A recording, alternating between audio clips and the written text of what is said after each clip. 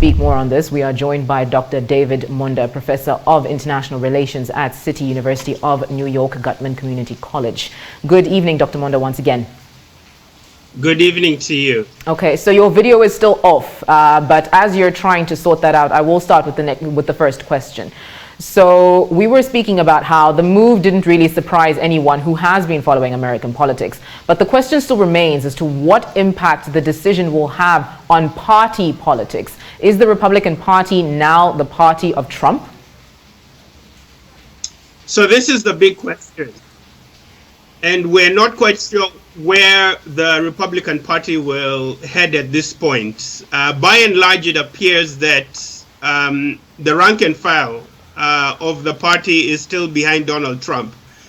Don't forget that about 75 million Americans supported Donald Trump, and he has very, very strong support at the grassroots of the party.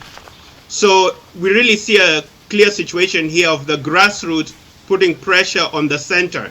In other words, the electorate on the ground really putting pressure on their senators and members of the House.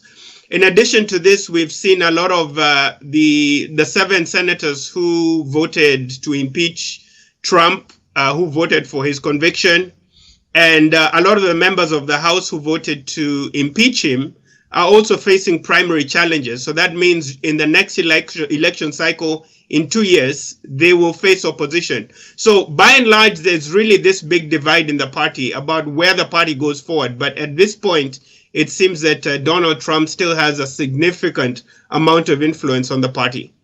I see. Now, in an earlier interview, you had mentioned how autocrats will look at happenings in America and use it to justify their actions. So do you still see this being the case even with the new Biden administration? Yes, definitely.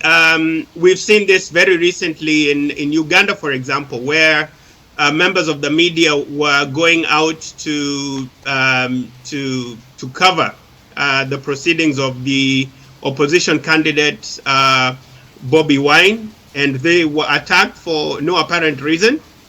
And it's very difficult for the American ambassador to turn around and lecture Uganda on democratic ideals when we see very undemocratic practices going on in the United States. For example, Donald Trump calling out or questioning the votes in Pennsylvania, in Wisconsin, in Michigan.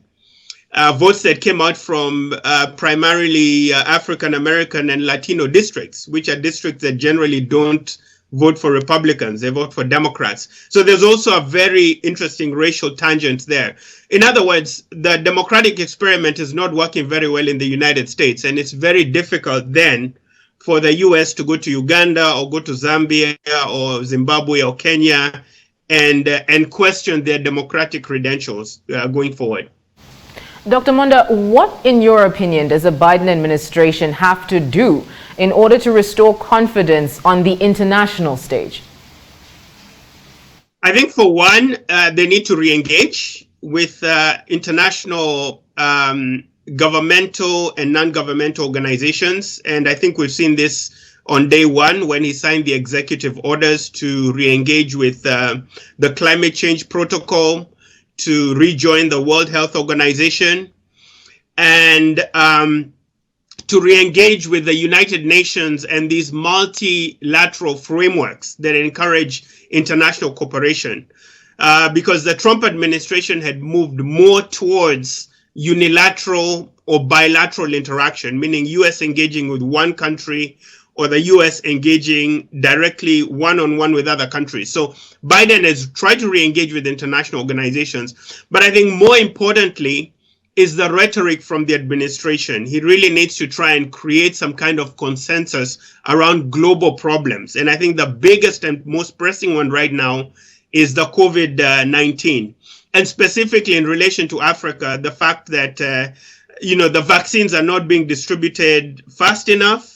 And a lot of the wealthy countries are really keeping most of the vaccines for themselves. So there's an issue of parity there. But very broadly, Biden needs to re-engage with international organizations and show that America is willing to play as an equal partner with the other countries of the world, whether big or small.